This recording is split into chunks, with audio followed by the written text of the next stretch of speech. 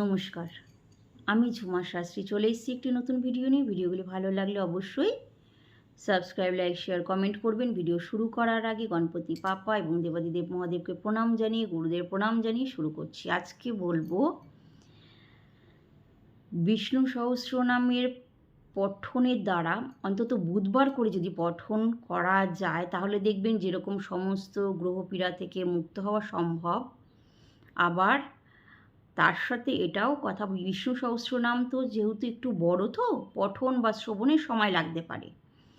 তো যারা মনে করবেন সেই সময়টা দিতে পারছেন না, তারা অন্তত এক কাজ করুন, দুটো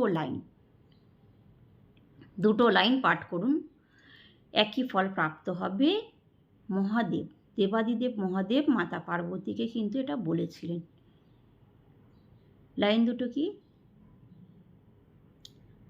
রাম রাম রমতি রমে রামে মনোরমে সহস্রনাম তৎতুল্যম রাম নাম বাড়ানে।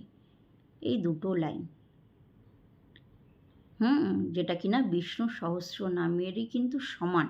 তো এই দুটো লাইন পাঠ করাই যায়, সেটা করে দেখুন। সমস্ত গ্রহপীড়া থেকে নিজেদেরকে ভালো রাখুন বা ভালো রাখার চেষ্টা করুন। সুস্থ থাকুন। নমস্কার।